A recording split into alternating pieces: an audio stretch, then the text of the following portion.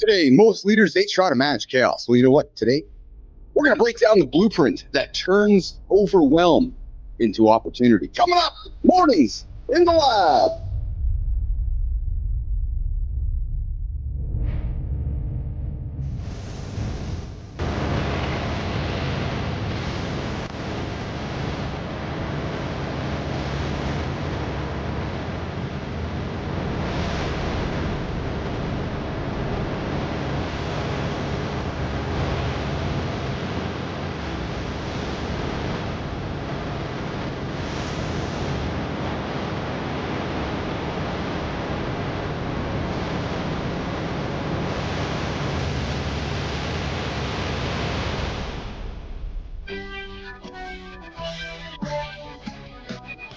Hello, good morning. What's going on, nation? Good morning, Mornings in the Lab with Keith and friends. This is the morning show.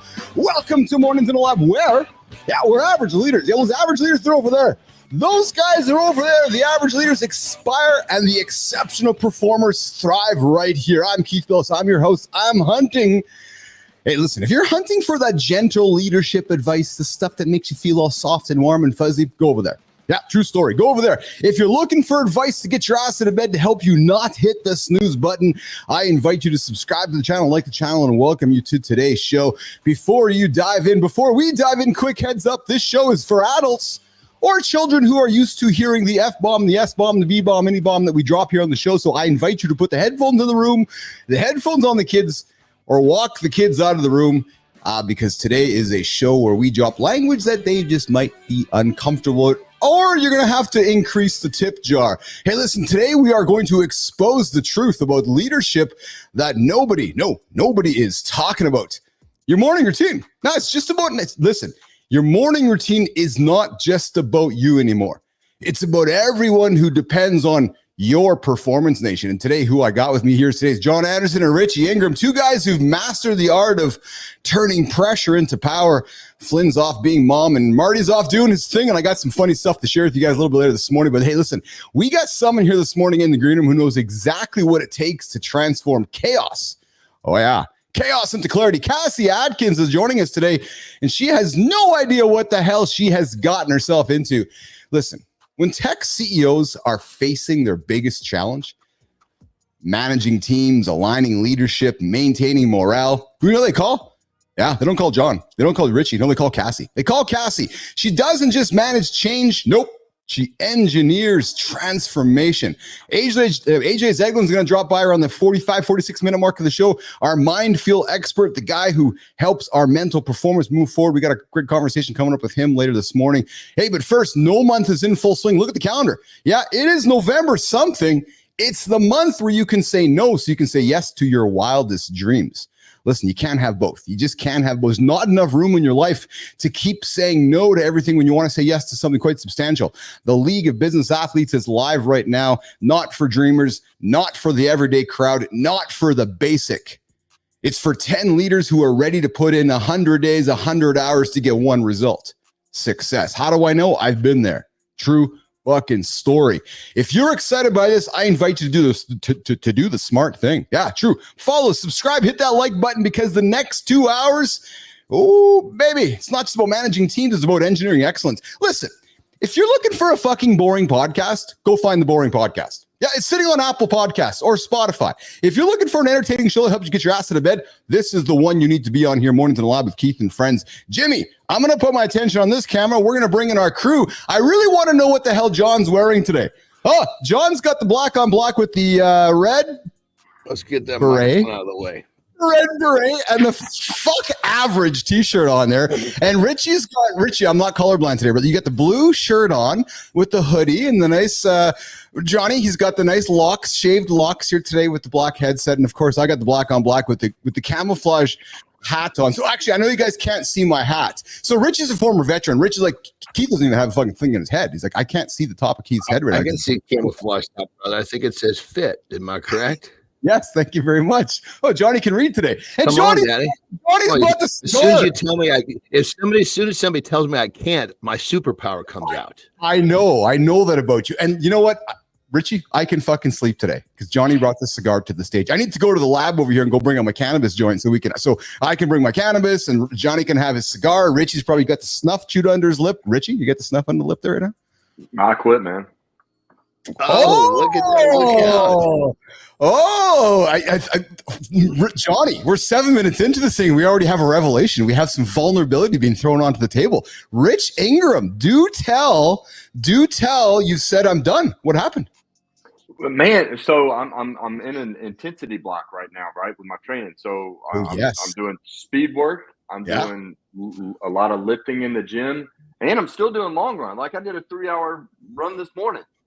And so I just wasn't recovering as well as I thought that I would. So, you know, as soon as something like that happens, because it's just a fun thing for me. But as soon as it starts affecting performance, fuck it, man, it's out. So you know what that is right there. That's him doing whatever he's got to do to get the job done. Yeah, you know, like yesterday, I whipped out my thing of beef because I was running late on my meals. I brought it to the show. I was eating it when I was up taking a piss. I was taking a few bites. And Christine was like, "You're crushing beef at 5 a.m." Actually, I was crushing beef at 3 a.m. I rolled over in the middle of the night and like squeezed some water in my mouth. John's got like his bag of fucking beef at 2 o'clock. But what it comes down to is it's just this is no knock to Christina. This is just, we're so programmed to what is normal. Well, normal is not doing what it takes. And Richie and I, if something's got to fucking be moved to get to the goal, well, it's not a question of it's done. Yeah. Thanks for including me in that conversation there, Johnny. Yeah. You and Richie get shit done that no others do. And I just hang out here and I'm the observer. Forgive it. I'm talking about on a physical level. Now, keep in mind, if we went on to listen, brother, I haven't fucking sold a company for $50 million. Listen, you got my ass whooped on the business front. You crushed me on the business front. I can't wait.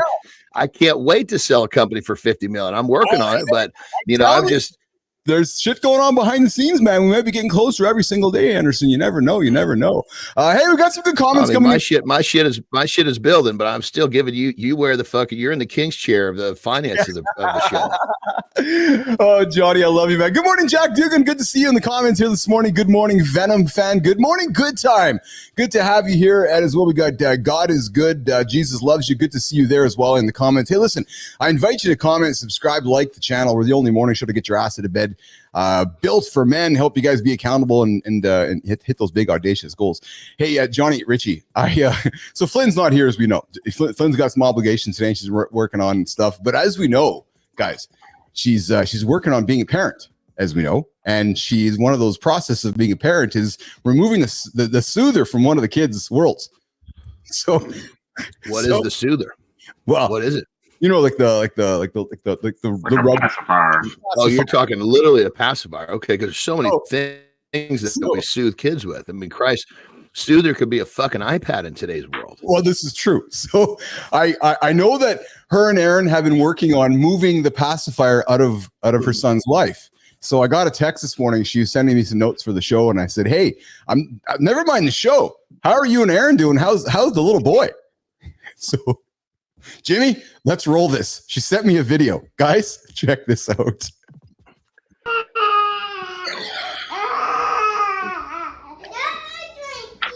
So those of you that are wondering where Christina Flynn is,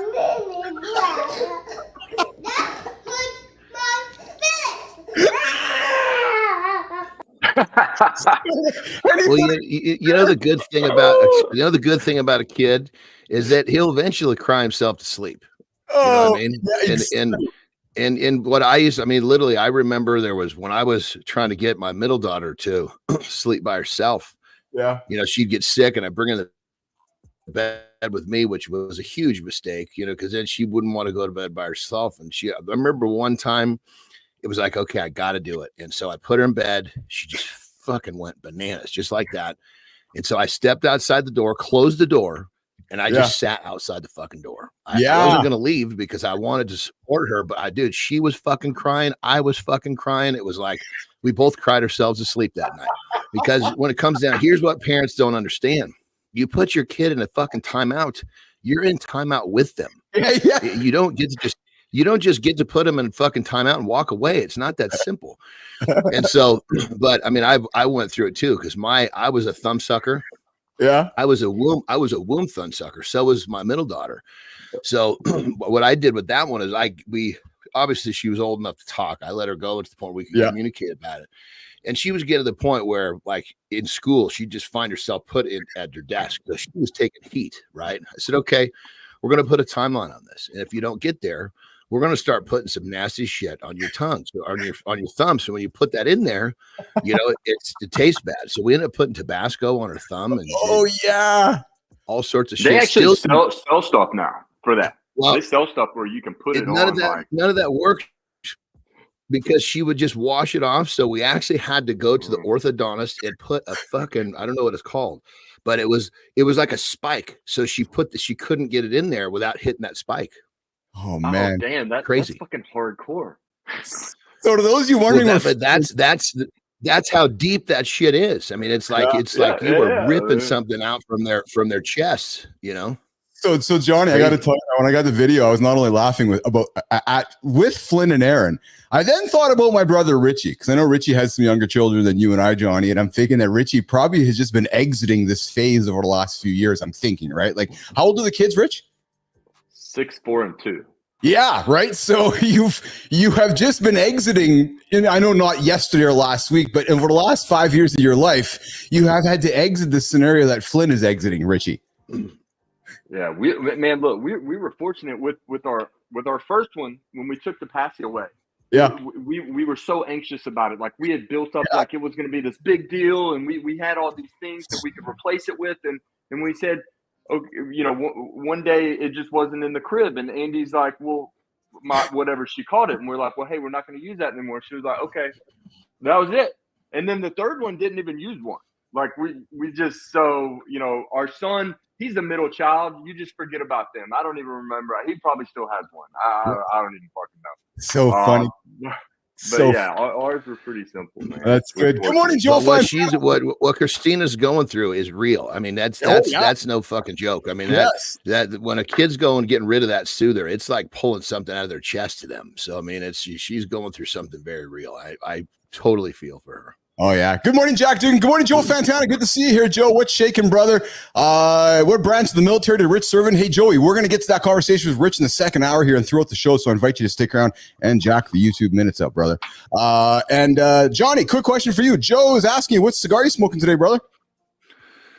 This is actually a kind of I took the wrapper off. It's a acid, but I don't remember the color. I think it's actually a gold color. Well, there you go, Johnny. So I take the label. I don't like to hold the label. I like to hold the actual tobacco. So when I take the label off before I get out here to the studio, so I just grab one of these bad boys, and it doesn't make a difference. No matter what I grab, it's going to be good.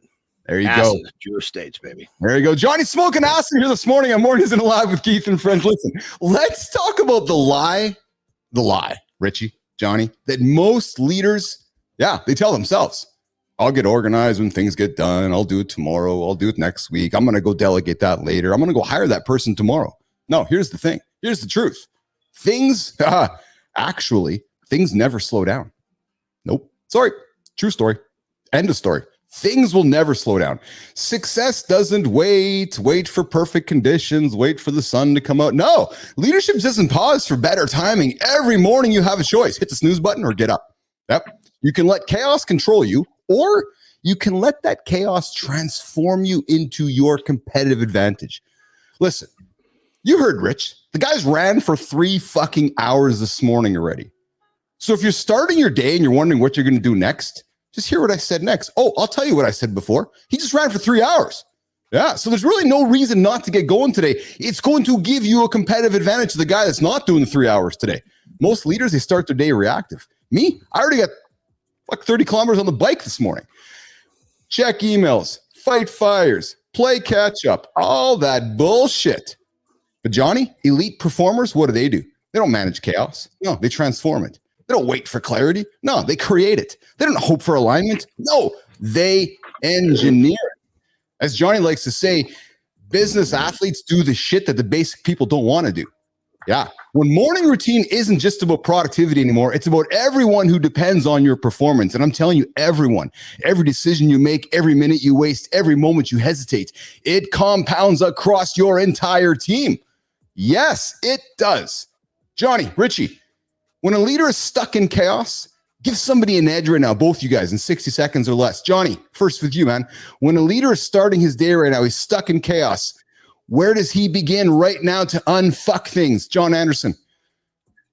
It's when you, first off, when you're in that state, you got to realize that there's actually what they call the chaos period. And that chaos period is there. It's designed to help you restructure, because the chaos period is what actually allows you to shoot ahead. So what I'm going to do in that situation, I'm going to sit down and I'm going to write out the shit that's swirling through my brain that I can't slow down. I shouldn't say can't, that I'm having a hard time slowing down. And then I'm going to prioritize what needs to be done, because usually there's a bunch of shit in there that doesn't make a goddamn bit of difference. So pick out that one or two things and go get it, and all this goes away. That's it. Keep it going, Richie. Keep that momentum going, brother. Give something for somebody right now. Give them something to hang on, brother. What got you going this morning, pal? Get it. So my biggest thing, are we talking about like in the workplace, you're constantly putting out fires? Because there's a dude getting up right now and he's fucking wants to unfuck his day, and he's looking at you for something to get his day going, Richie Rich. Dude, you got to schedule it. You got to sit down and you got to take the time, and this can be 1 to 2 minutes. Anything can fucking wait 1 minute. Even if you're putting out a fucking fire, if a house is burning down, something can wait for you to get a plan together and then fucking execute. Because if you don't have a plan, you're just in motion. And when you're just in motion without any fucking direction, you might as well just be sitting there doing nothing. Yes. So stop, think, get a plan together, and then execute. I love, and you heard Richie, man. You heard him. What that poor in that poor bastard that's in this place right there this morning, what he needs to do is make sure it doesn't let this happen again tomorrow by planning shit out tonight for tomorrow morning. That's right. That's right. Hey, Nation, we've created the show. There's no magic. No, we start here every single day, 8 o'clock Eastern time. We're going to be here tomorrow, 8 o'clock too. So if you've missed your mark this morning, you get a chance to do it again tomorrow. Jimmy, let's do it. The accountability check-in. Cassie Adkins is coming up in less than 60 seconds. Cassie, are you ready? Hey, the average leader. Yes, they spend 73% of their morning fighting fires. Just fucking putting fires out left and right everywhere. Next, I'm going to show you the framework that transforms chaos into competitive advantage. Listen, it's time to get real about your leadership. Pull up your calendar from yesterday. You heard Richie. You heard Johnny. Pull it up. I'm telling you. Count the fires you fought. Count the reactions that you had. Count the times you let the chaos win. I bet it happened often, especially this week in the United States. Now look at your team. Look at it. Look at your team. Are they following your vision, or are they inheriting your chaos? Because that's what they're going to do. They're going to inherit that chaos you bring to the table. Because here's what most leaders miss. Your morning chaos, no, it's not just affecting you. It's not just affecting your family. It's becoming your team standard. It's becoming your company's culture. Oh, baby, this one's going to hurt. It's becoming your leadership legacy. So listen, every time you start your day reactive, you let urgency beat importance. Every time you choose that chaos over clarity, you're not just failing yourself, man. You're not just failing yourself. You're programming mediocrity into your entire organization. All right, accountability check-in every day, 8:17 Eastern time, something to give you to think about, to get your ass out of bed. Don't hit the snooze button. Don't get your day 9 minutes behind. Jimmy, let's bring up our guest here. Let's bring in the gang here. And listen, we got somebody coming up here right now, Cassie Adkins. We're going to get into a CEO coach reveals how to transform team chaos into excellence. When tech entrepreneurs and CEOs are merging billion-dollar teams, they don't call Ghostbusters. Oh, bad joke. No, they call her. Yeah. Today, she's sharing the exact blueprint she uses to transform leadership chaos into organizational excellence. And it all starts in the first 90 minutes of your day. Cassie Adkins, welcome to Mornings in the Lab with Keith and Friends. Good morning. Good morning. Good morning, Cassie. How are you? I am a ball of anxiety. How are you? Oh, good. So what brings the ball of anxiety today? You have 3 brothers. You're hanging out with 3 brothers this morning. How are you? I know that was not lost on me. Believe you me. So where are you joining us from today, Cassie? Where are you coming from today? I am in Virginia on 12 acres on a dead end road in the middle of nowhere. Just how I like it. Oh, sounds amazing. That does sound amazing. Yeah, long driveway kind of thing, middle of nowhere. Yeah, is that where it's at? Yeah. I mean, I grew up with 3 brothers on the side of a mountain. So, I mean, that should tell everyone everything they need to know. And the plaid, that's probably a giveaway. Giving it all away. There you go. There you go. There you go. So, Cassie, we have a question we like to ask every single guest here on the show. It's a pretty important question. Okay. And you ready for it? No, go for it. All right. What is Cassie Adkins' morning routine? Not the polished version, not the one you want the audience to hear. What's the real one? And even if there is no routine, Keith, Johnny, Richie, we all are, we're curious here about what you do when that alarm goes off. Do you hit the snooze? Do you get your ass out of bed? Do you roll over? What do you do? I turn off the alarm. I check my phone. Oh. I see so I'm an early to bed human. Good. Okay, so it's not uncommon to wake up to text messages that I got through my do not disturb mode. I check to see what's going on. I may or may not check LinkedIn. Yes. And then I get my ass out of bed. I go wake up the kids, get the dogs out, feed them. If I beat my husband out of bed, I make his coffee. Otherwise, I do the dishes from the night before because I am not that human that can't sleep if there's dishes in the sink. So there almost always are. Yeah. Worst case scenario, I put the dried dishes away. Keep the circus of kids. I give them time checks. How many kids? How many?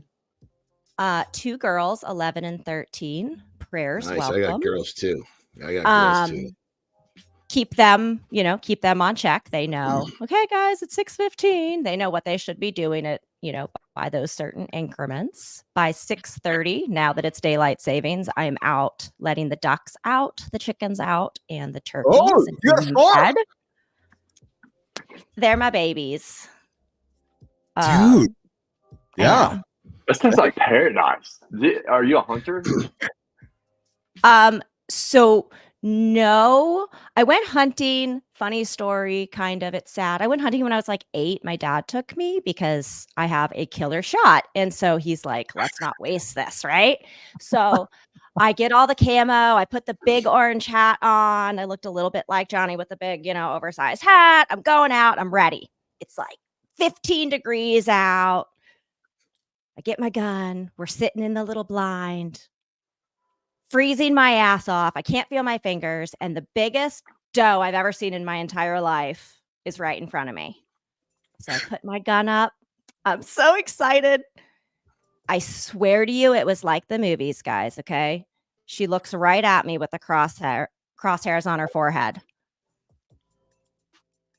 I let go of my breath. I put my gun down and I looked at my dad. Oh, couldn't do it. So he pulls his gun up, right? Because he's like, I'm not letting this thing go. I gave him whatever look it was that I gave him.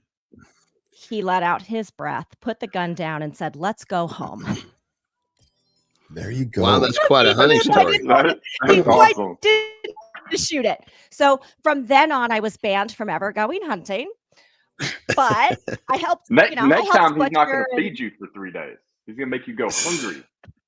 I know. And then next thing you're going to look at the deer a whole different way. I don't even like venison. I only like venison jerky. But so, I had to help butcher and do all the things after that. But I was never invited hunting again. I'm not really sure why. But so I don't hunt for that reason. Although I killed a raccoon that ate my chickens. Does that count? Oh, that sounds like an interesting story. But Cassie, you work with tech entrepreneurs and you work with CEOs when you're not hunting raccoons and so forth, when you're not doing your stuff on the farm, you're working with entrepreneurs and CEOs during one of their most challenging moments. Yes. Merging teams and cultures. And I have been there, sold my company, and I know what it's like to do part of it. I heard for about $5, right? You didn't make much on that deal. A couple dollars. Yeah, exactly. Yeah. And then I went through just keep stacking the zeros onto that 5. Yeah. And then I went through divorce and started taking the zeros off the 5. So, but hey, that's just how life works. Cassie, break down the first move. When you step into a situation with competing priorities, I've been there. Misaligned leaders, misaligned values, mounting pressure. Cassie Adkins, What's the day one strategy when you sit down with those teams? You air it out. You say the elephant in the room, right? You can't address what you don't speak on. So if my priority is to make $1 million in exit, well, that's a low number, but you know what I mean? Like if my goal is money and exiting and the other person's goal is to, scale and and all of these other things, let's say that, because then we can work with that. Then we can find a compromise in the middle, or we can address those things. But if you're just, I hate people that hide things or are afraid to say what is their truth. So I force it out of people. I put everyone on the spot and it's like, what do you want? What do you like? And even at a team level, how a meeting is run, I make everyone air it out. What drives you nuts on an internal team meeting, guys? I hate people that are late. I hate people that are actively doing other work. I don't want a meeting before, my day starts, right? Let everyone know. And for me, I hate when people are late. Other people, they don't care when they show up. But if I don't like when people are late, guess what? We all bend to that and everyone shows up on time. Oh yeah. If one person doesn't like that people are then guess what? No one gets to do it. I like this because we got a couple guys here on the show. So Richie comes from the military. Johnny has spent time in wrestling dressing rooms, bodybuilding rooms, strongman rooms with different cultures and different men. And I'm curious to hear their points of view on this. But Cassie, it's interesting to hear you say this because I remember having a meeting with a fellow a few years back and I had never heard this before. He said, Keith, I want to have an assumptions meeting with you. I'm like, an assumptions meeting? He goes, yeah, because I have assumptions about you. You have assumptions about me. Let's sit down in a room together and let's just put them on the table. I was like, holy fuck, that's brilliant. So we did. Because he's like, I don't know you. And I have these, like I judge a book. We all judge book by its cover. So we came to the room and we had what he calls an assumptions meeting. His first meeting with everybody he works with, he sits down, he has an assumptions meeting to wipe out all assumptions with you and that person. Richie, you in the military, listen to some of the things Cassie has said. Airing it all out, being part of units and so forth. Is that a common thing, Richie? Or is that like, fuck, I'm not airing shit out? Well, it depends on the leader, right? But whenever I come into a situation where I have a new soldier that's reporting to me, whatever, the first thing we'll talk about is expectations, and I have it in writing. These are my expectations of you, and here's what your expectations of me should be. And then we have a discussion. It's a dialogue. It's not a one way. It's not a one way deal. And when we talk about meetings, yes, you have to set the culture for your own meeting. So I love what Cassie said. I don't give a shit when you show up. If I'm running the meeting, when I sit down in the chair, you better have your pen and paper out and ready to either brief me or us ready to fucking execute. Whatever. But yeah, I'm huge. I don't want to waste anybody's fucking time. And I love what Elon Musk says. He says, hey, look, if he has set a culture of if you feel you're not getting anything out of this meeting, get up and leave. And that's completely the right thing to do. Like, I agree. Looks down to that. I agree. So, I love what Cassie said. I'm all about it. I want to join her team. Yeah. Johnny, so I know you've been in an independent space, Johnny, but listening to some of the things Cassie said, he says, what do you lean into, John, when you hear this?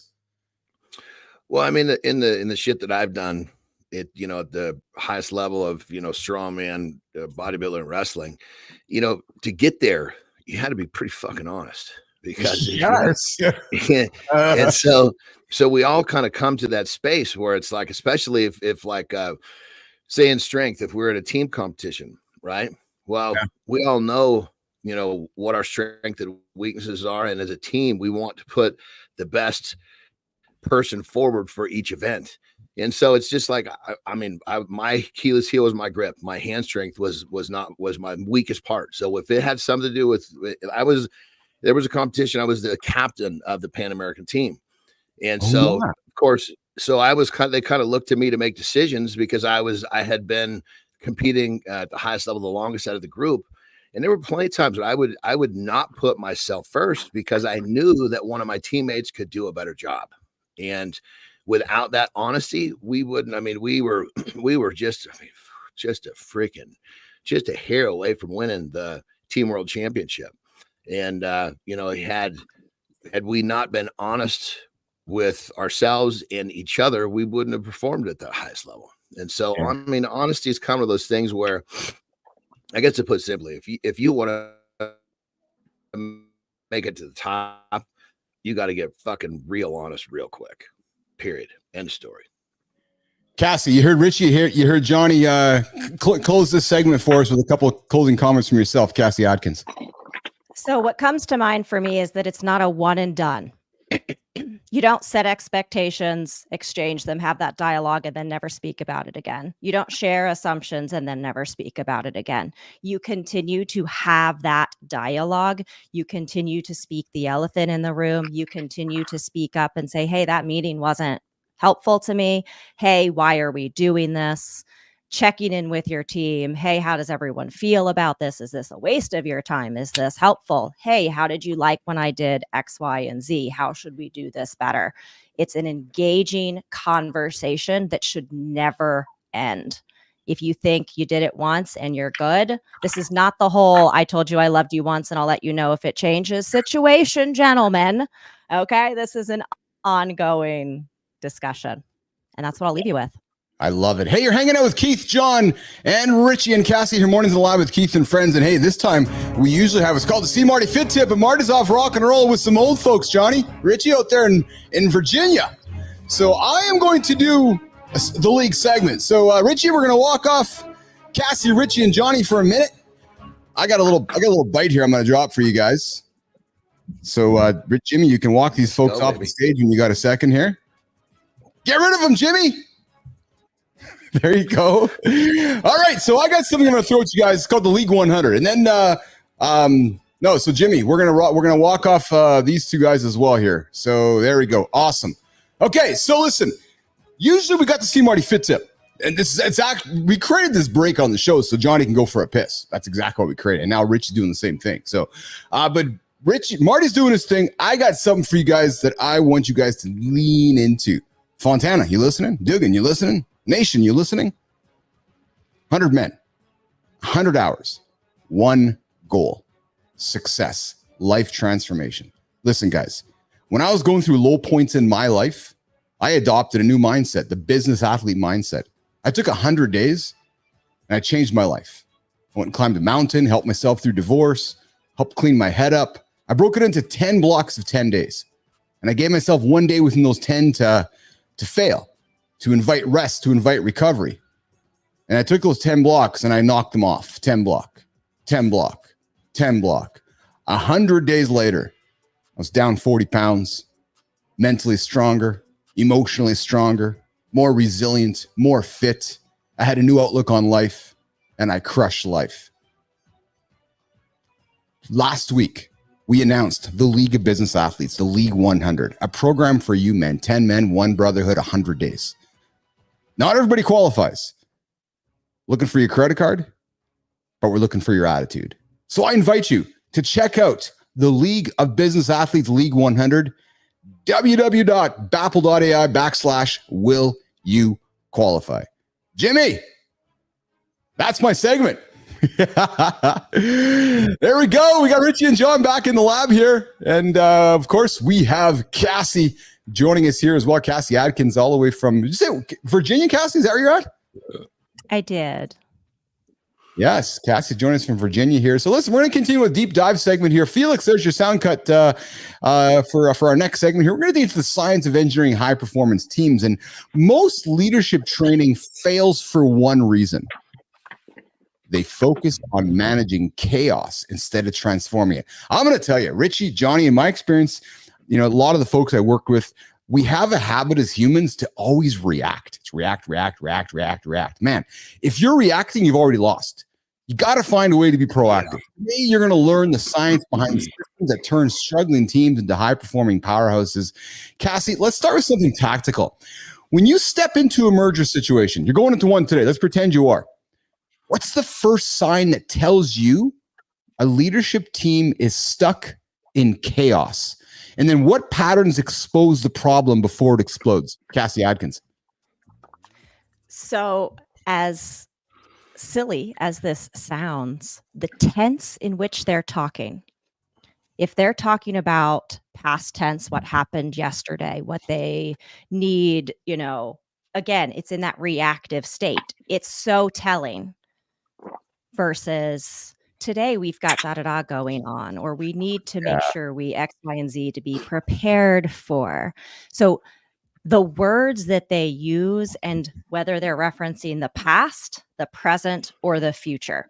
Because like you said, if you're busy putting out fires, you're certainly not in the present, and you sure as hell aren't in the future. You cannot merge two companies and live in the past. You need to be able to live in the present and very much view the future. So you have to stay ahead. You have to be able to be present and aware. You can't stick your head in the sand. You can't just ignore things. And you have to learn from what you are reacting to, right? If you have, there are going to be fires. So look at that fire and say, okay, how can I keep that fire from ever happening again? How can I be proactive so that that's not a fire that I'm dealing with? Because every fire we're not dealing with allows us to be present and looking to the future.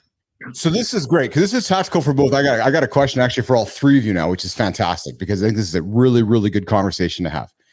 So Johnny was captain of a wrestling team and was captain. Richie was in the military. That was a strength team, not a wrestling team, for the record. Okay. Yeah. Okay. Just playing. Yeah. So Johnny, you got leadership teams. Richie, you got leadership teams. You got different cultures of coming together as a couple military units. Cassie's got a company over here, a company over here. Johnny's got guys over here, different cultures. The most important thing, those competing priorities. This is common. What's the system for turning that chaos into alignment? And actually, I'm going to start with you, Rich. So you got two military units coming together, and you can look at them and you're like, holy fuck, their priorities over here, their priorities over there. How do you bring them together, Richie? And then I'll throw the same question to you, Cassie. So I think the first thing you have to do is you have to build trust. And so with me, so I was actually brought in to take over a unit that they were just awful. And so when I went into each of the subordinate units, they had no idea what their purpose was, what their mission was. And it was a very important mission. They were there to support the drawdown of troops in Iraq. This was in 2011. And they had no idea. If they fucked that up, then we were going to have to delay troops because they were the most southern point coming down. So what I did was I went in and built trust. And so once I did that, then I can say, hey, look, here's how important your specific job is. This is what you're doing. And so from that point forward, once I built trust and they knew how important their role was and what they were doing and how much it mattered, they could care less about what they thought their priority was. It now aligned with what mine was and the rest of the team. So that in my experience, that's how you do it. Cassie, it seems so obvious and so simple. So I'm going to layer onto that. After Cassie? you can get them to trust you, you have to get them to trust each other. Because once they realize that at the end of the day, we are all humans. We are all likely, there's overlap in the goals and priorities. Maybe the how is different, maybe the who, what, where, when, all of those details. But at the end of the day, we all want to be successful. We all have our own definition of that. But that desire to be successful, to achieve greatness, to be corny, like that unifies teams. And if you can get people to, again, air it out and speak on what would be successful, you can then start to see how similar people are instead of dissimilar. And when you're similar, you build that trust and you begin to be vulnerable and transparent. And when you respect and trust someone, like Rich said, you somewhat forget about your priorities and realize that there's something bigger that you're aiming for. And that allows you to go in a uniform direction. Johnny. Yeah, so it's, I guess, to, me, I like to boil shit down, make it simple. So that, it's a universal language that everybody, no matter where we're from, if we're trying to be successful, we all have to kind of buy into this. And it's the fact that there's a certain level us being in the present, right? So, but it's an interesting combo because we have to be a little bit in the past and a little bit in the future, but not so much, because what we need is right here. But we have to be in the future enough to make sure that we're planning the next step, so the next bit of present goes smoothly. But we also have to get a little bit into the past to make sure that we learn from whatever mistakes we made. So there's this, you're just this little toggle. Yes. And when you keep everybody toggling right there, it unites people really fucking fast. And I think the key is that it's just a toggle. It's like to put it into like a number or a quantify. So you're never really more than, say, a half a step into the future, maybe 3/4 of a step into the future. So you can plan that next action or whatever it is. And you're never really more than about a half a step back into the past, because you're just far enough back to learn, not go back to dwell on what might not have worked. And so you just got to kind of get that toggle down. And sometimes that toggle, if things are going really well, you might be taking a closer to a almost a full step into the future and barely a little into the past, because things are going so well moving forward. There's not much to look back to learn, but your toggle is based upon performance. And so you just got to kind of understand that if people get way too engaged in one side or the next, they lose the present. Now the whole thing blows up. Cassie, I can't help but think about Richie as Johnny's telling that story, because Richie is sitting with his team in Iraq and he's having to communicate with them what they need to think about over there, while at the same time remind themselves to stay safe and live today. And Richie, it really is that balance, isn't it, Rich? It's like you're having one side on each side of the line. So Cassie, when you hear John explain that, there's a lot of truth to how he explained it, isn't it, Cassie? Yeah, and that toggle, right? We're gonna all go back to childhood for a minute. We all played on a seesaw. Yes. Okay, I had 3 brothers. We did a lot of seesaw. Now, it's all fun and games till someone gets hurt. Then it's just funny. But think about when you're on the seesaw, right? But who remembers, okay, picture yourself, you're on this seesaw. You don't weigh the same as the other person on the other side.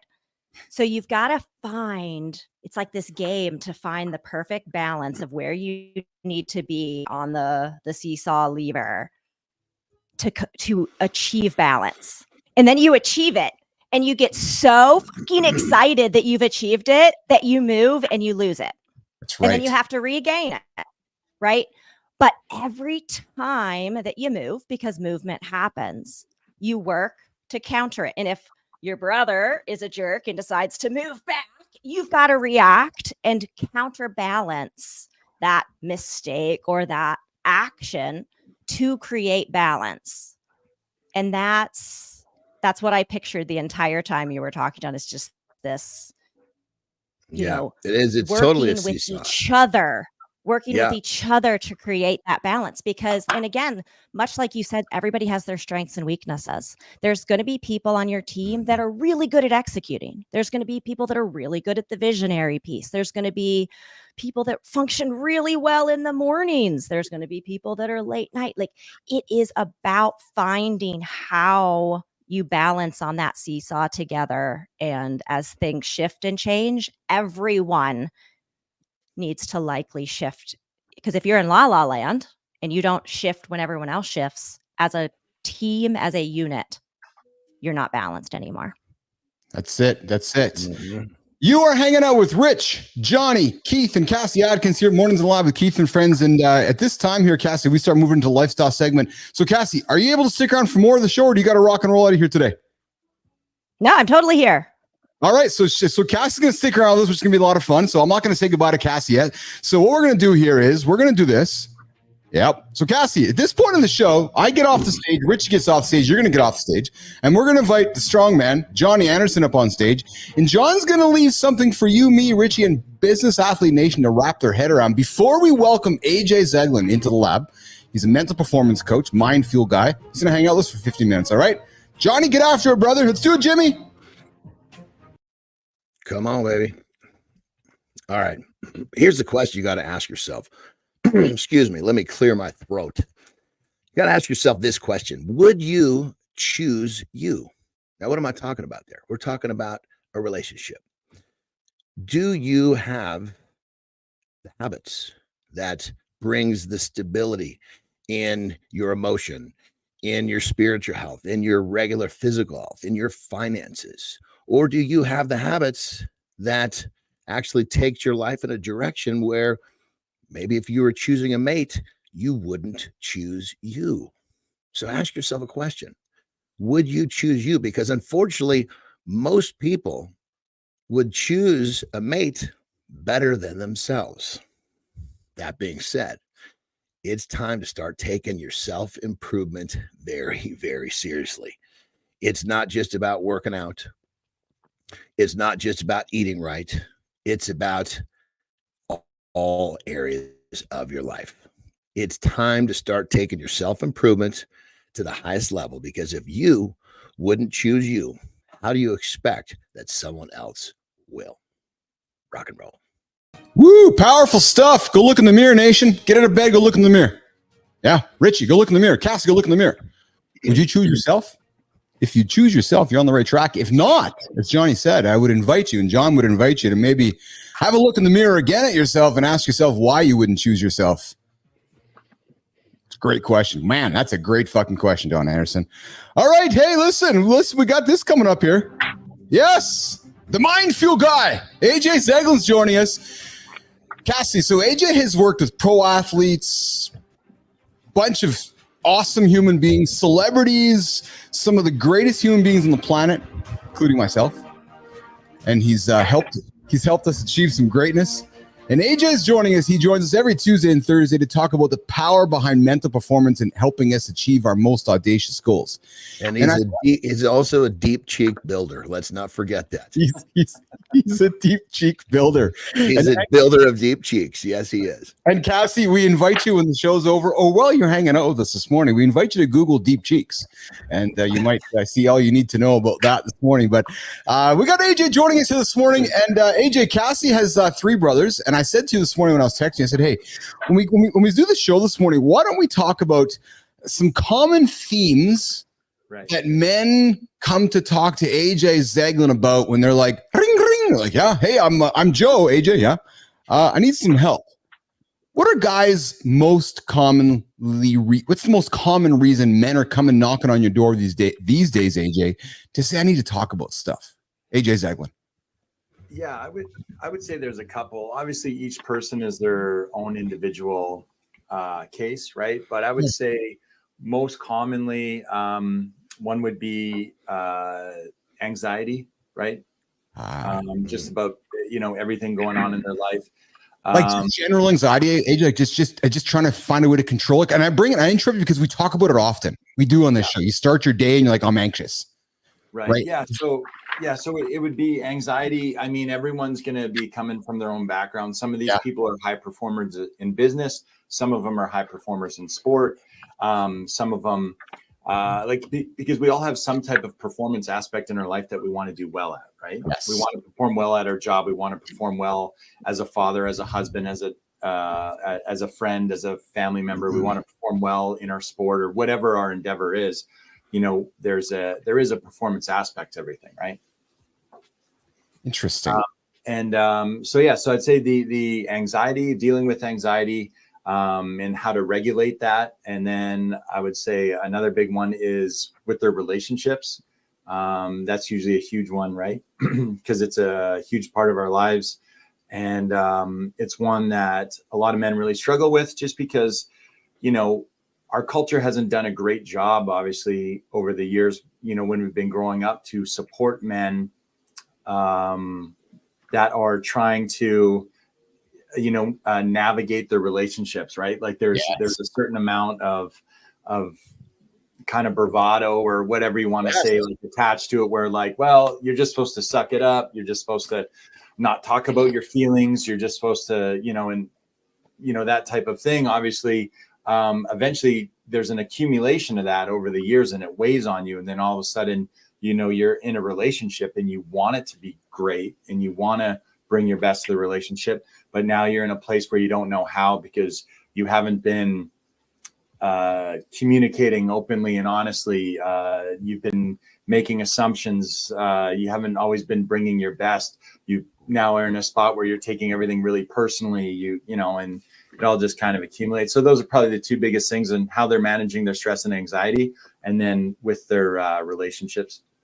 Is it getting easier, AJ, for men to talk about anxiety? Are you finding, and maybe this is a generational thing, but I'm really curious about this because this is great because we talk about it all the time. I know yesterday, Johnny himself was maybe battling some of the stuff in the brain. I battle stuff in the brain every now and then. We talk about what Richie does, and it's like, it's everyday thing, man. It's an everyday thing. Yeah. So AJ, is it a generational thing, or how would you describe that, AJ? Yeah, I mean, I hope it's getting better. That's the goal. Yes. Right. That's why I have to think that you guys do what you guys do here every day, right? Is to make it better. And, I think just the way that our society operates, everything is one extreme or the other. And we often forget that two things can be true at the same time, right?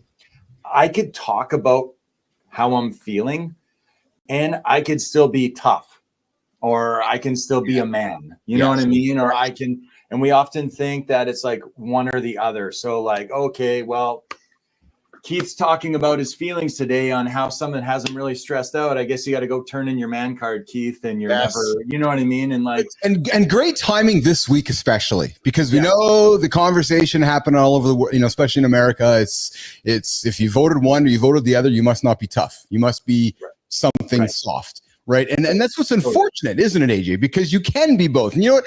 And I love this, AJ, because Cassie has 3 brothers. Yeah. Cassie, as you're hearing AJ talk, you're hanging out with a bunch of men right now. What are you hearing AJ say, Cassie? Thank you for what you're doing with the male population, AJ, to show up and let men be both vulnerable and men is so important.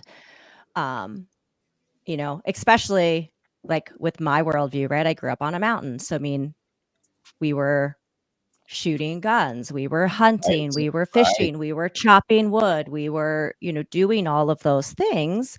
And so, I kind of grew up as one of the guys, but like my dad is probably like the manliest man there is, right? The full beard and the burly and the 9.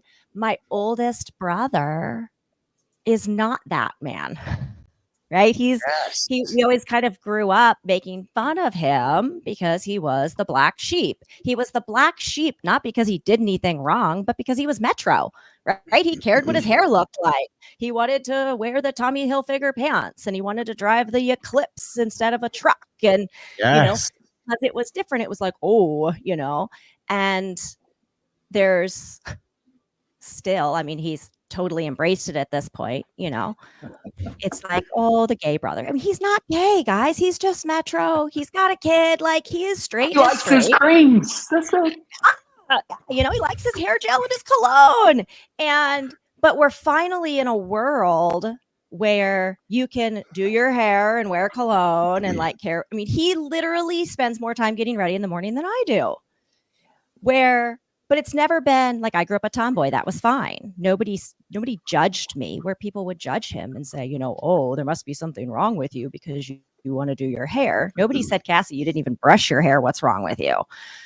So it's so refreshing to hear that this dichotomous thinking of this or this is being addressed and that and absolutely exists because it is true.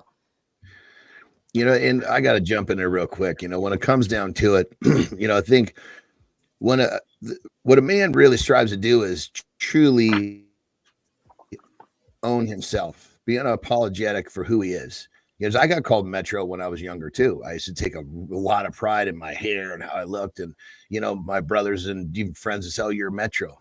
Fuck yes, I am. Yeah. Okay. Well, if you're going to say something to hurt me, shoot where it hurts. Come on. Is that all you got?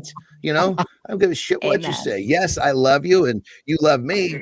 But because you have a title for the way that I present myself, that's supposed to fuck me up. Come on, man. Jesus Christ.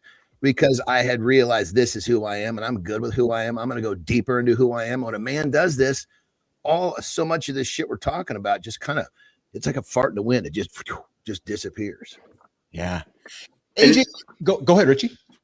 Well, no, I was just going to say real quick. You know, in the military, in the early years when I was in, there was a stigma associated with men getting mental health. And now, over the years, we even thought like, hey, you're not going to be able to get into those special units that you want if you go to mental health. Like, that's a black dot. But now we've seen that it helps performance, and we've changed the name multiple times. And so it goes back to what we were talking about earlier. At the end of the day, we know that getting, helping mental health is going to affect positively our performance. So if you want to do what you got to do to fucking succeed, dude, who gives a fuck about the stigma? We know that there's a positive association with it. So we're going to do what we got to do to be successful. I got goosebumps from that, Richie, because you come from the background of the military. Johnny comes from a highly masculine world of wrestling and bodybuilding and strength. And then my buddy AJ, who again comes from a masculine world of athletics and professional sports. And Zeglin, you and I have talked over the years that there's no way you're going to perform if this is out of sorts, right? So back to the original question, right, AJ? I'm coming into you and saying I'm anxious. And I got to think the first question you're saying is, Keith, what's making you anxious? Is that really what it is? Yeah, 100%. What's going on? And you know what? Let's not ignore it, right? The goal is not to ignore it, right? Like the goal is not to not feel anything. We sometimes think it is, right? Like the goal is not to be a robot and not feel anything. It is to feel it, be aware of what you're feeling, and then how do we regulate it? Because we got to perform, right? So, we got to perform, or we got to, bring our best to that day. So it's that, hey, I'm aware of this tension, this anxiousness, this nervousness, this stress. Okay, cool. This is how it's making me feel. Awesome. Now I take one of my tools out of my toolbox. This is how I regulate it. This is how I manage it. And then I go on and performing at my best, right? Because if you don't, there's someone out there that is not managing or regulating it effectively.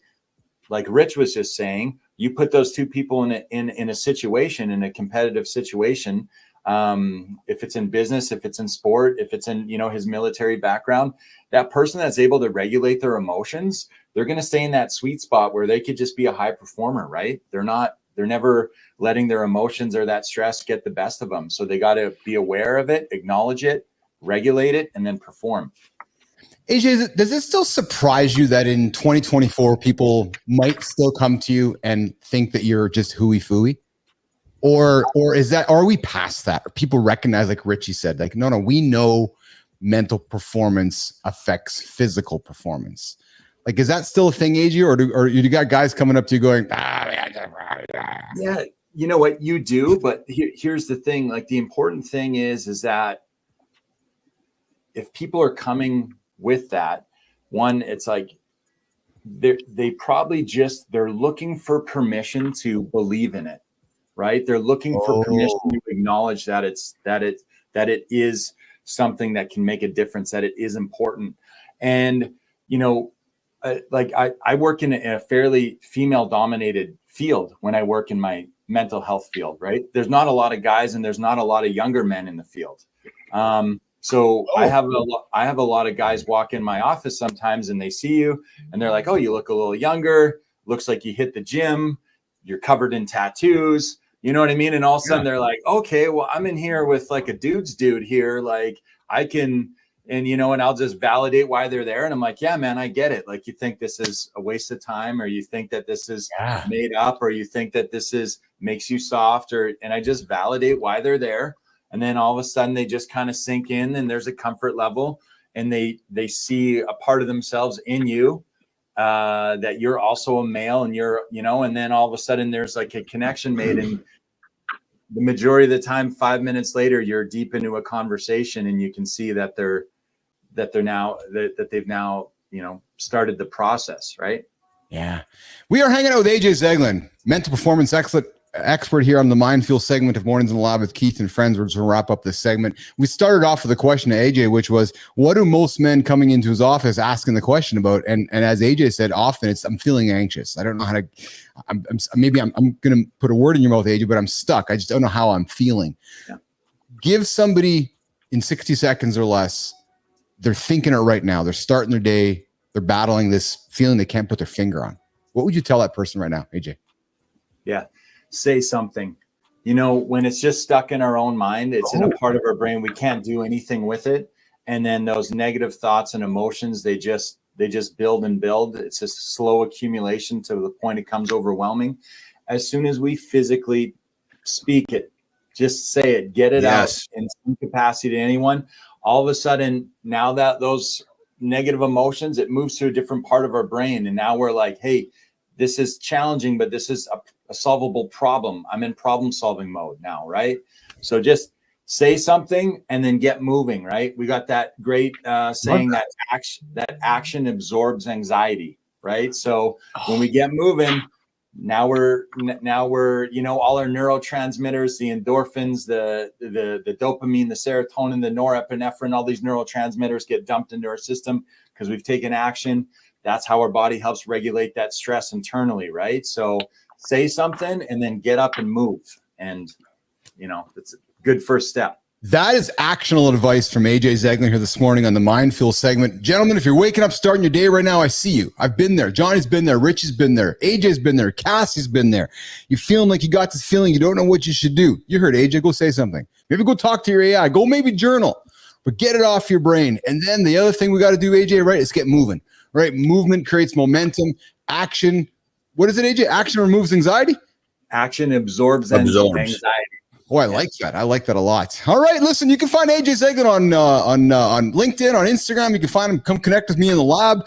If you're looking for some help with what's happening up here, I invite you to go connect with AJ Zeglin. And AJ, before you leave, man, Jack Dugan, who I've told you about, is a big fan of our show here. Mental health's a real thing. No shame in seeking health. And he also pumps in and says the services AJ provides are so valuable. If men can be courageous and honest, we can get some real help and make us better. And AJ, as you know, Jack is on a journey, down 40 pounds, hanging out with us every single morning. Exactly. Hanging out with us every single morning. And we love Jack's commitment to himself, most importantly, and also commitment to hanging out with us here on the show as well here. So, all right, Zeglin, you have a good day, buddy. You got a big day planned ahead of you here today?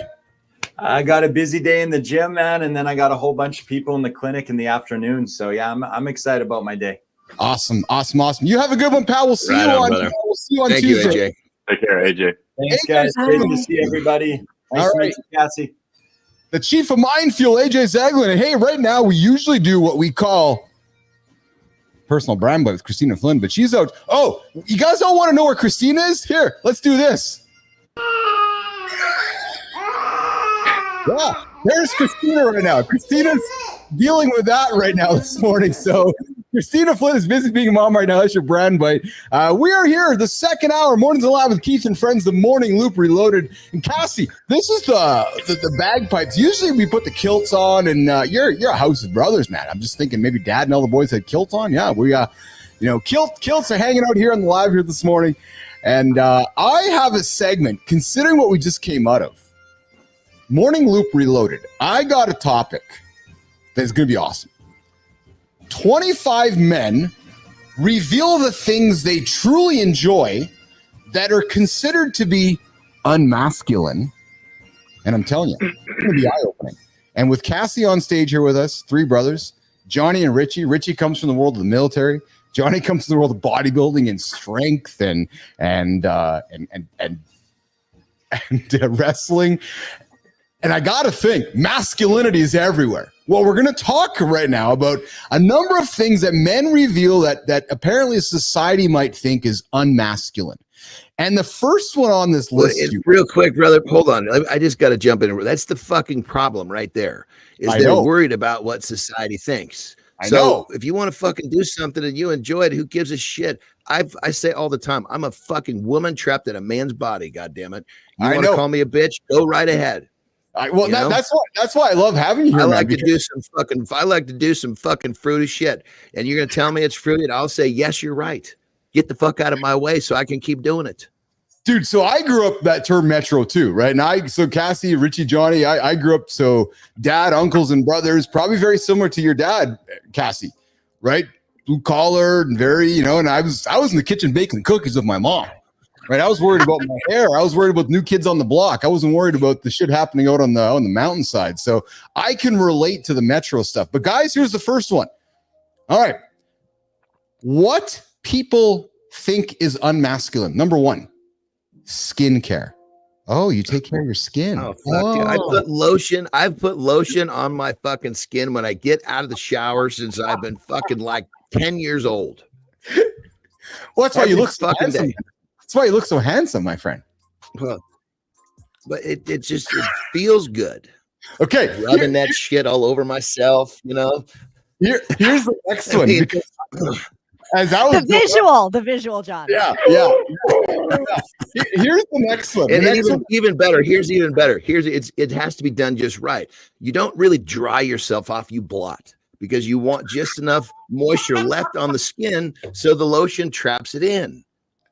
This is how we do this shit. And it has to be a good lotion. It can't be that nasty fucking lotion that feels like you just got done fucking sweating. You know, it's got to be that lotion that soaks in. There's a method to this madness for sure. And you want to call me a bitch? Please do. Not saying you guys. Skincare advice with John Anderson and Richie Rich. All right, number two of activities that men do that are considered not manly. Richie, crocheting and knitting. I was taught that by my fucking grandma when I was probably 9 years old, and I was a crocheting motherfucker. I just ran out of time. When sports came along, I found myself playing Little League rather than fucking. I used to go to my grandma's house. We would do that shit watching Days of Our Lives. It's a soap opera. Yes. It came on right before All My Children. Yes, Richie. So you know, my dad worked a lot, so I spent a lot of time with my mom, and she'd have to go to whatever the crochet sewing store is. And the only way she could get me to behave was she would let me pick out my little, you know, it has a wooden circle, and you put your thing on there, and it's color coded. Yeah. And so and you have your thread, and then it was perfect because I was a good kid. I behaved because I got something, and then when we got home, all I was doing was trying to sew it was like putting a puzzle together. But it was just a needle point, really. Yeah. You know, she was onto something. And so, you know, throw sewing right in the whole fucking thing. I can sew with my hand. I can sew with a fucking machine. Come on, maybe. Well, Richie, in the military, you had to sew. Yes. Okay. All right. This is so Cassie commenting on this. You know, the woman full of brothers here. Are we down the right track right now, Cassie? I mean, I think it's hilarious. John, I love you. I know. You know, if I ever need a third husband, I'll let you know. But like, it makes me think of my Metro brother, right? The older one. He doesn't know how to sew, ironically. Art crafts kind of stuff that, you know, other men. He's missing out, man. He's missing out. He paid my 13-year-old daughter $10 a button to sew pants on, like buttons on his pants. And I'm hoping he never finds this because he'll figure out how simple it is to sew on a button and realize that he got totally scammed out of $40 for about 5 minutes worth of work. Hey, we're talking about different things that men reveal that society thinks that are not masculine. Real quick, do we need to skip down the list to get to something that actually is going to be that one of us hasn't been doing our whole lives, or is this? Well, maybe, okay, yeah, maybe I will. Okay, here, let me find one here for you. How about man? So the funny thing is I'm in tune with all of these, and I'm suspecting you guys are as well. But I got. This is good because this is showing men that it's okay to do whatever the hell you want with your feminine side. And we all have male and female living in us. You embrace the female side of you is the question. You know, it's interesting. Women love feminine energy. Oh, there you go. It's a thing. Yeah, guys. There you go. You macho men that are listening, that are ignoring your feminine side, you're probably single. All right. Next one: growing flowers, gardening. That seems kind of masculine to me. I don't know if that's very soft. Like growing flowers. Like Richie, looking at you, brother. Is that something you think is okay for men to do? Growing flowers?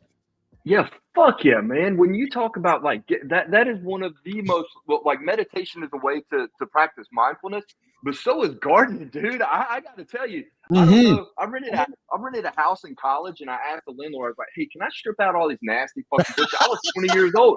I stripped out every one of those fucking bushes, and like, we didn't have Google back then, so I don't know how. I think I bought something at Lowe's to tell me how to like put newspaper down. And dude, I was. It was fun, man. Like, it was a good time, and then you're proud of it. Like, hey, get off my flowers, and you're my like, wife and I just got done planting some bougainvilleas, in our house in Mexico. Bougainvilleas. That's it. What that is, but it's fun. You and me know you exactly, Richie. All right, next growing your own vegetables. That's another thing, because now you get to reap what you sow, right? Like, it's fruitful. Yes. No All right. intended. The next one on our list is fun because because Nation's getting a chance to get to know Richie, Johnny, and Keith here a little bit. Cassie, here's one for us. Men who braid hair are not masculine.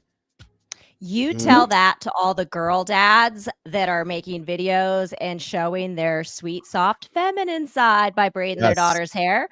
And then fast forward in 20 years when they have the best relationship with their daughters that anyone has ever seen in their entire life. And tell me I braided plenty of heads. I can honestly say I never got that fucking good. I couldn't make it tight, but I could get it done.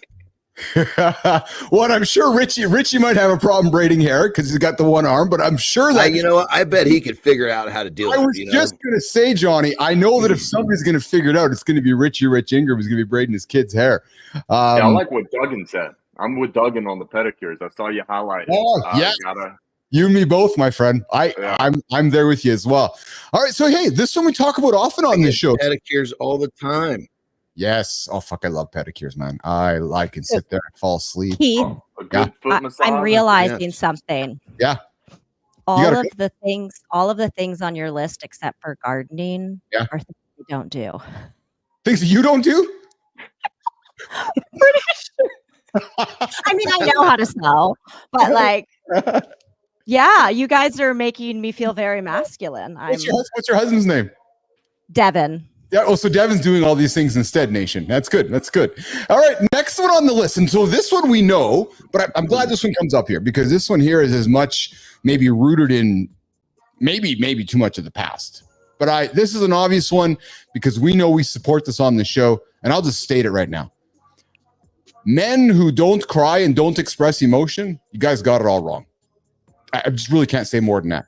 I know that Johnny expresses emotion in crying and love because we do it together. I know Richie does as well. I know Marty does. So men, you heard AJ. If you're feeling anxious and you're kind of questioning your emotions today, let it out. Let it out. Here's the thing. There's a good and there's a cry from a positive and a say a negative emotion. And a positive cry, happy cry is fucking magical. Yes. Yes. I mean, I can't tell you how many times that I had a happy cry with my kids, and it was just like, it's just like this pouring of emotion that's coming out, and it's you. But you keep in mind, you have to understand. Like my kids clearly understand the difference between the two, because so many people they think cry is bad. No, there's good and there's bad in terms of the emotion or what's it attached to. So I think that someone that doesn't understand the difference, A, and B, someone who hasn't actually experienced a happy cry is missing out. Richie, thoughts on this, brother? Yeah, I mean, we talk about it all the time. I don't like force a cry or anything, but dude, but it's ready to come out. It's coming. Have you ever seen some of those? They're like disabled sports and the children, and ESPN will do like these specials on these kids. Yes, and like they put all the music behind. Yes, I fucking can't help it, man. Yes. I get teary eyed, and I don't give a shit. I don't care. It's not like I can help it. I'm not like trying to hold anything back. So. Man, I'm with John. John always says, man, you just got to be honest. I'm not trying to hold anything back for society or our culture or whatever the fuck it is. We just are, man. Like that's Richie, and that's why you're here, man. As I've gotten to know you and got to know that's why that's why you guys are here. Because you guys were all drinking the same Kool-Aid, and that's why we're building this show. All right, next one, cocktails. Guys, go have a cocktail. Actually, go have a mocktail. Keep the alcohol. Go have a mocktail. But it's okay. Go have a mocktail. Go have something that is going to make you feel good. Hey, next one. Cuddling and subtle acts of love.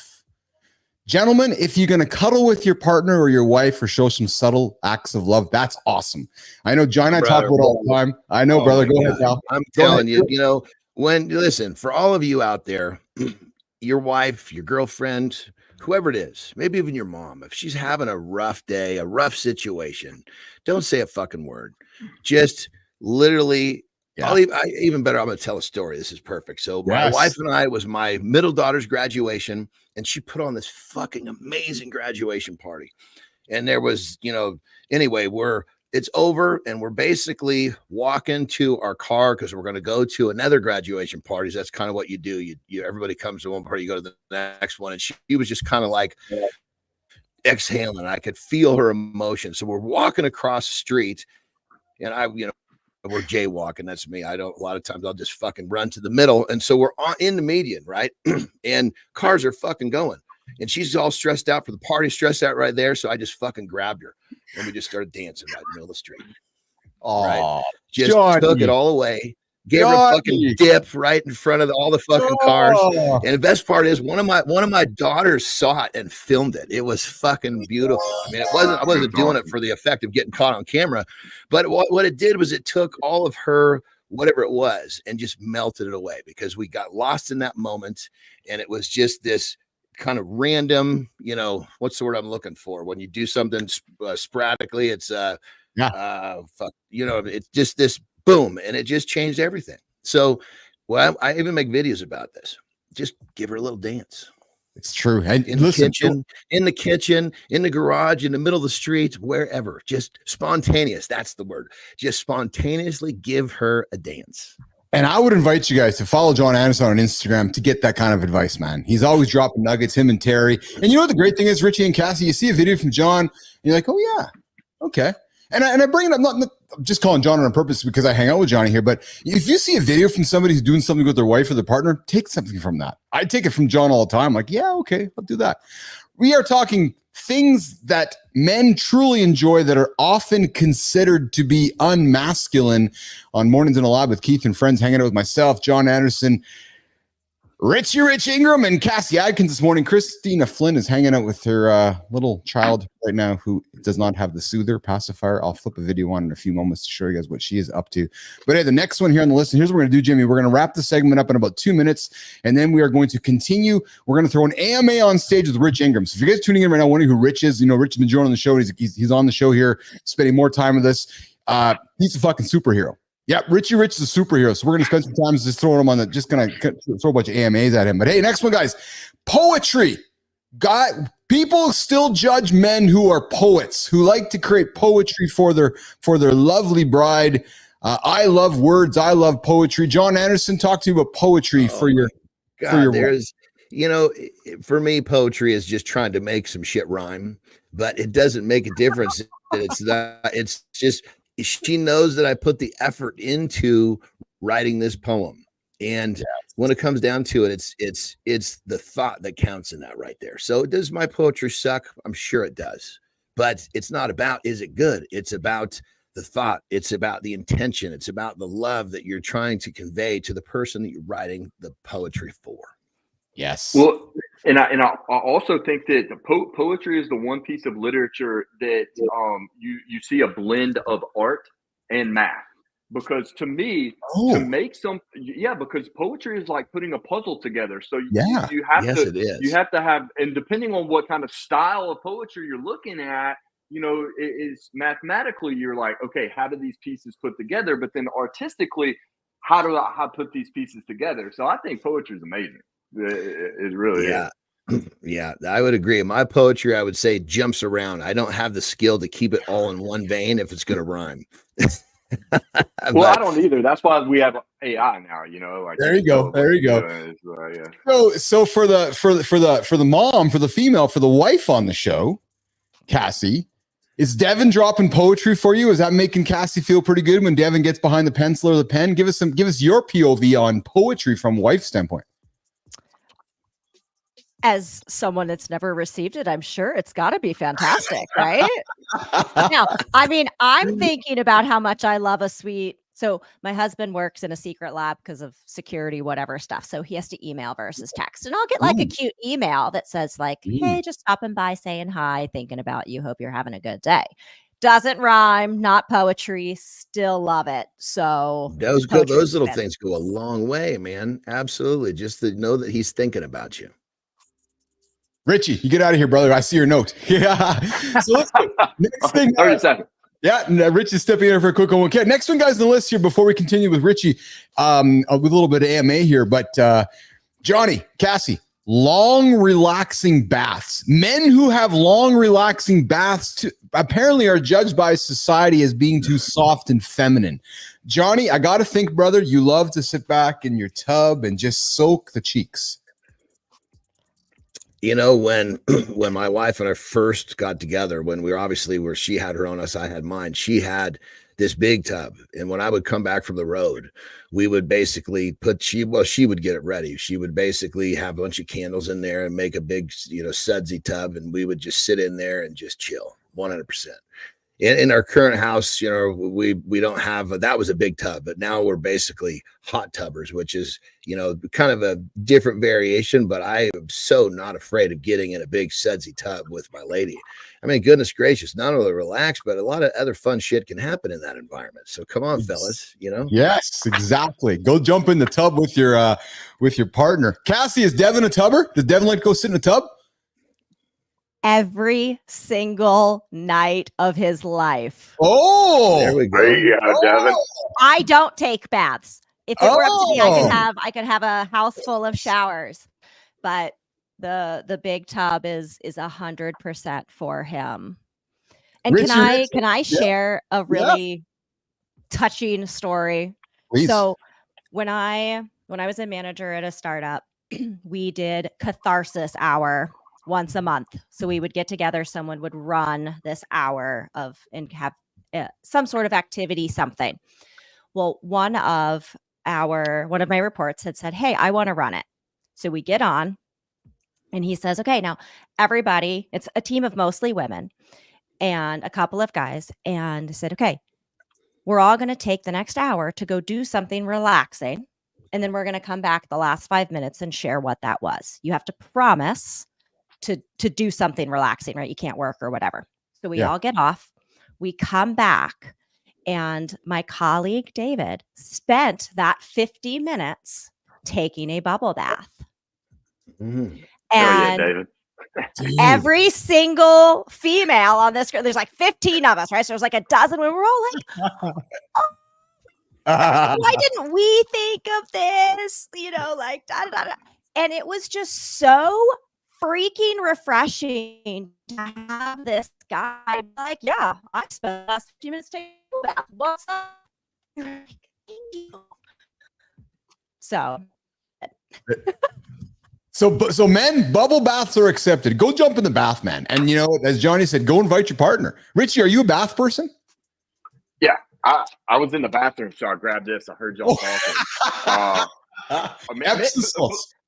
But again, a lot of the things that are on this list, I do for performance, right? Yes. Like I'm not creaming my body up with lotion because I want to like look great or anything, which I think I'm no judgment. But I have these fucking calluses on my feet, dude, that if I don't, my feet just fucking crack, So it's like I do all this stuff, and it's like, oh, Metro motherfucker, like, I guess I don't fucking know, but like, well, Richie, it's great. Don't worry, brother. I'll own the other side. I lotion up because it feels good. Hey, look, that's it. I don't care. I mean, with the good lotion. Yeah. Well, hey, they invented lubricant. When you're not totally dry, you got to dab dry, then put these. You want the skin to still have the moisture on it, so the lotion traps the moisture inside. Well, that's right. They did invent Lubriderm for a reason, right? There's a reason for Lubriderm. There absolutely is. And I'm telling you, Cassie, you've missed some of the conversations where you're not putting Lubriderm on. You're not fucking putting that shit on my body. Let me tell you what, brother. That's fucking low rent lotion right there. He's apothecary only.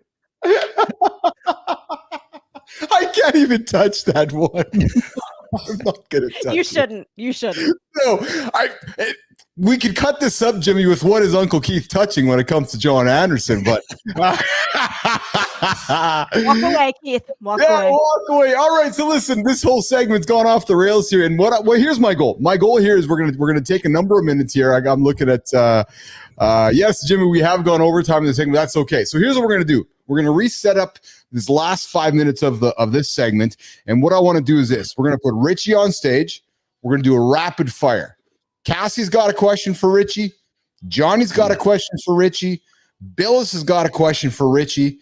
And then we're going to see how much time we have left before we work towards wrapping it up and go to the Creator Spotlight and Community Corner. So, Cassie Adkins. I gotta be at her roughly at 6:30, brother. So you're fairly tight with that. So then, you go first. Johnny, you start, pal. Question for Richie, brother. Hot seat.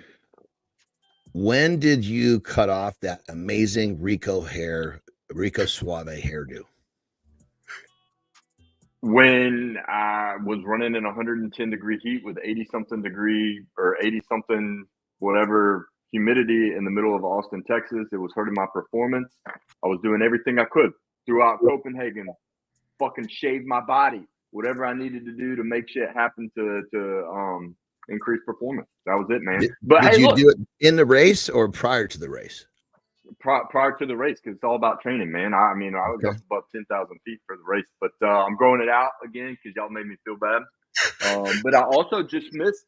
I missed putting my hands in my hair. And another thing that I missed is eating a big egg hamburger and having that fried egg just all over my beard. So I can just smell leftovers. Yeah. Well, here's what we're gonna do. Once you get that hairdo back, we're gonna get a wig for me, and we're gonna Rico together one day. Yes. Oh man, I would love it. I love it. Cassie, before I come to you, Johnny, I know you got a rock and roll, brother. Highlight for you on today's show, pal. Goodness, it was a great show. Our shows are just so good. I honestly, I really like this segment where we were kind of breaking down, what males are afraid to do because of what society or other people think. And when it comes down to it, I think we raced down a list and we were partaking in all that shit. So for you guys listening, if you're afraid to do something, it's, don't be limited by, don't let yourself be limited by other people's small-mindedness. That's who what gives it a is. shit what people think. You be you and own that shit. That's what it is. All right, Johnny Anderson's getting on with his day. He's got a big day ahead of him. Anderson, you go have a good day, pal. John. See you, man. Right on. Pleasure to meet you, Cassie. Thank you. Good to see you, Anderson. All right, pal. Hey, Jen Laughlin, I see you here in the comments. Reacting is our default unless we teach ourselves something different. Awareness is how it's done. Good to hear you, and good to see you in the comments here, Jen. So, Richie, I got a question for you, my friend, before we wrap it up here. So Jack Dugan and some of our listeners right now don't know who Richie is. So, Rich, let's back it up right from the first moment. You are a United States what? Navy, Army, Marines. What were you? What are you? And what did you do in Iraq, Richie? Okay, so I started off while I was in college. I was in the National Guard, and so my National Guard unit, while I was enlisted, deployed to Iraq in 2005. And so I was a battalion scout. That meant that my platoon was the eyes and ears. We were doing reconnaissance, sniper posts. We call them LPOPs, listening posts, observation posts for our combat arms battalion. And that's when I lost my arm. It was in an area known as the Triangle of Death, southwest of Baghdad. So I was forced to retire and then, started getting into the sports. And I said, man, fuck you guys. I want to go back in. I'm not staying out.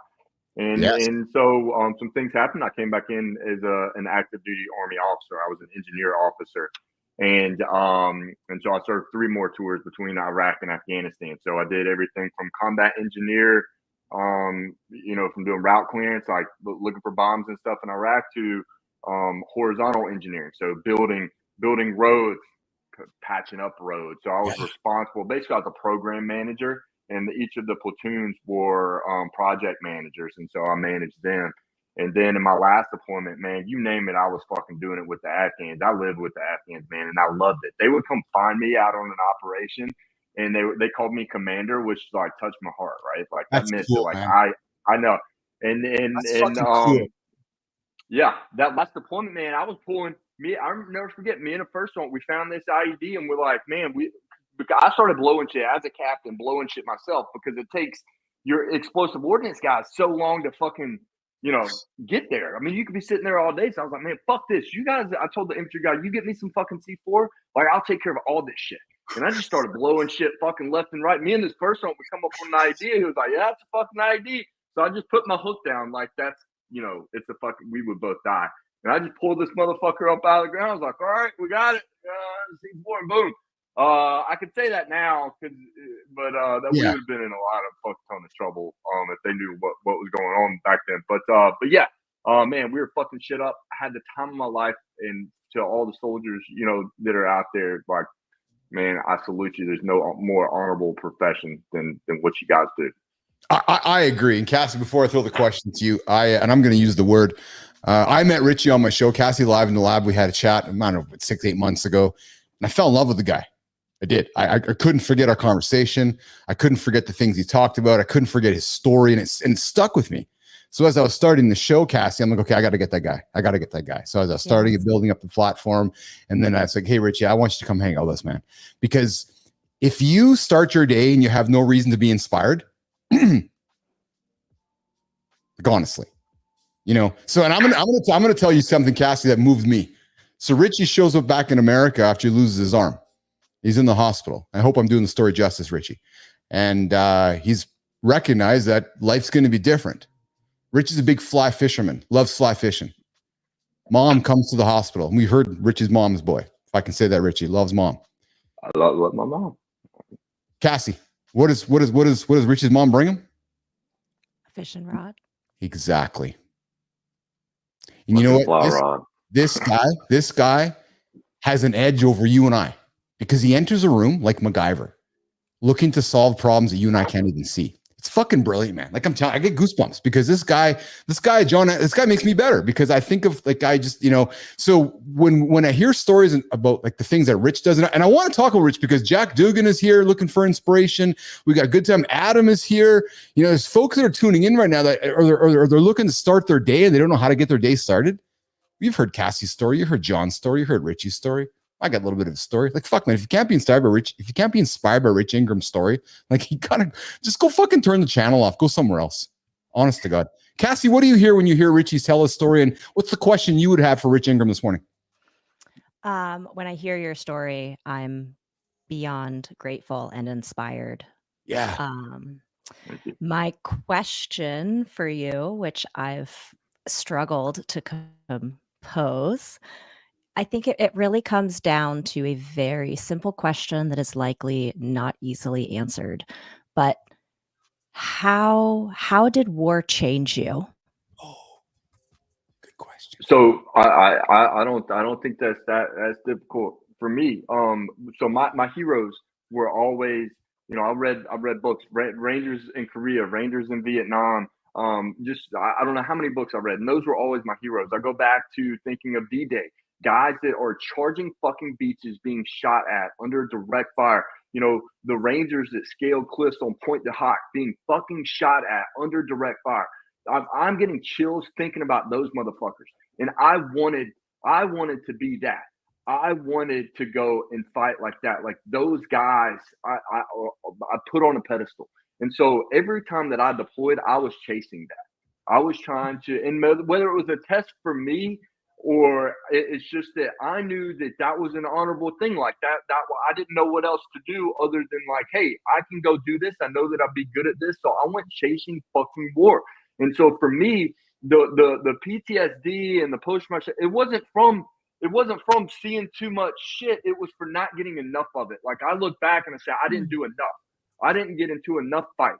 I wanted fucking more, and that has been a struggle for me, not the other way around. It's been a struggle for me that I didn't do enough, that I to this day, I still think there's a story that is in Rangers. I think it's Rangers in Korea, because back then the battalions, the regiment wasn't set up the same, and so they had a couple companies were on trains going to fight, and so they were mixed in on this train with regular infantry guys, and all of a sudden at one stop they heard the war was over, And and guys started crying. Regular infantry guys and the difference was the regular infantry guys were crying because they got to go back home. The Rangers were crying because they didn't get to go fight. They didn't get to go help their brothers that were going charging fucking hills under direct fire. And this is in fucking Korea. As soon as we passed that parallel, Chinese were coming down like ants, like we had just got over an anthill. And they continued to push forward because it was all about the guy left and right of them. And that's why they did it. And I mean, I get teared up thinking about that because I wanted that. And that's why I think, when I got the orders to deploy as a college kid, I was the happiest motherfucker you've ever seen. You've never seen a happier college kid. Because I signed up to go to fucking war, not to get a bonus, not for fucking retirement, to go to fucking war because that's what you do to represent your country. And it's loyalty. And I'll get off that soapbox. I know I get passionate about it, but that's how war changed me. Richie, thank you for that. And I'm going to I'm looking for a strong word here. I'm going to implore you never to not have that passion. Please. Like that passion, man, please always bring it because that's what's most important. And Cassie, I got to tell you something. Rich Ingram, Mark Boer, and Joseph Malone, 3 gentlemen that I've had the pleasure of having on my shows and getting to know over the last year or so. All warriors, all from the United States military. All said the same thing to me. Mark got injured with Shaken Mark, and Richie, he got injured, and he confessed to me, he's like, Keith, I'm fucking sad and angry that I couldn't go back to war to fight. Right? It's like, I wanted to go and fight. I wanted to go and stand up for my country. And then I have Joseph Malone with Shaken Joe, another fucking warrior, big fan of Joe. Richie, his buddy who was struggling with life, he's like, I'm going to the military, and he's like, you can't go by yourself, man. I'm going with you. So so when I see Adam here in the comments saying crazily willingly going to no man's land and the adrenaline junkie and those and you putting your balls on the line, Richie, like I got nothing but respect for that. And Cassie, great question, right? Because I don't know how it works, but when I hear the passion coming out of Richie's voice, I just know that I have to stand next to that kind of passion. I'll stand behind that passion because that's the kind of leadership that I want to be around. You know what I'm saying, Cassie? Yes. Yeah. Leadership is only as valuable as the people willing to follow you. And if no one's following you, you're not a leader. That's right. That's right. Hey, you're hanging out with Keith, Cassie, and Rich Ingram here. Mornings in the Lab with Keith and friends. We're wrapping up the show here. We're going to get to the community corner segment. We're going to take the next 5 minutes here to celebrate somebody. Rich, you got to rock and roll, or can you hang out? Or do you got to stay? You got to roll? I got to rock and roll, man. All right, brother. Work. You get after it. Richie, good to have you here, pal. Cassie, you got to rock and roll as well. I'm good. Okay, cool. Cass can hang out with me. Rich is going to take off, bro. We'll see you tomorrow morning. Okay, pal? All right. Take care, brother. All right, so Rich is out of here. Cassie Adkins is hanging. Hey, we called it Keith and Friends for a reason because people are coming and going and just dropping into the lab and having good times. Cassie, are you having fun so far? It's been a good show so far? I'm having a blast. And it's so funny because when AJ said that action absorbs anxiety, if you remember, I started this show saying that I was a ball of anxiety. Yes. And through the action, I have no more anxiety. Just putting the reps in, right? Right. And I know when I told you to come, when we invited you to the show, this is unlike anything I'm suspecting you've experienced before. Yes. And it's the best because of it. Awesome. Okay, well, let's keep going here. So this part of the show. So Jimmy, producer Jimmy, who's on the buttons, Cassie. So right now around this time of the show, even though we're running behind, we do what we call the creator spotlight. We take somebody over on LinkedIn and we take the big old Mornings in the Lab light, like I like to do, and take the light and shine it on them and then celebrate that person like a motherfucker. Yeah. And then usually we surprise them because they have no idea we're about to celebrate them and create content for them and put it on the platform. So today, boom, today we're going to feature a fitness marketing strategist. Now, Cassie, this creator is helping fitness professionals tap into the booming over 50 market. Fuck, I wonder who that is. A powerful yet often overlooked demographic. Yeah, I'm 52. True story. Yeah. Oh, yeah. An advocate for active agers, this creator has expertise and focus. He helps fitness pros better position themselves to reach the over 50 audience and grow their business. He's the founder of Active Age Marketing. Through his company, he delivers tailored branding and marketing strategies to help fitness pros connect with this thriving market. Today's Creator Spotlight for Mornings in a Lab with Keith and Friends, and today specifically Keith and Cassie, is Jimmy. Drum roll, please. Yeah, good job, Cassie. It is Craig McBreen. Yes, Craig. Woo, baby. All right. So listen, nation, why are we celebrating Craig Breen here today? Listen, Craig brings the business athlete energy. Craig approaches fitness marketing with precision and focus, helping professionals align their branding with the needs of the over 50 demo. He's transforming an overlooked market. He shines a light on the potential of active ages. Good term, Craig. Great term. And helps fitness pros capture the attention of this growing and ready to invest audience. He inspires strategic growth. Craig, through Active Age Marketing, he equips fitness professionals with the tools and strategies they need to stand out, tell compelling stories, and win more business. Listen, I invite you to connect with Craig on LinkedIn to learn more about him and his work. And Craig, listen, man, I want to hear from you. We're here to celebrate you, but there might be somebody in your orbit you want to celebrate on the Creator Spotlight. So I invite you to come hang out with us on Mornings in the Lab with Keith and Friends. But Cassie, check this out, man. So Craig is over in Fort Collins, Colorado. He's all about active age marketing, like I said, to over 50 professionals. The dude looks like he's kind of jacked himself. And as we always joke about on the show, if you're picking a trainer, you want to pick a trainer that look like you want to look like. So clearly, Craig has done some. He might have lifted a few weights in his life and living a pretty healthy lifestyle. And if Craig is over 50, he doesn't look like he's over 30 here. So Craig, whatever you do, man, keep it up, brother. So Craig McBreen is today's Creator Spotlight for Mornings in the Lab with Keith and Friends. I invite you to check out his content. He's got great content in the feed.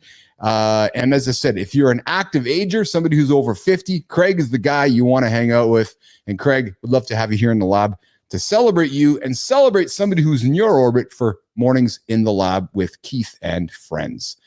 All right, so there you go, Cassie. There's our segment with Creator Spotlight. And hey, you guys are all wondering where Christina Flynn is this morning. Here she is.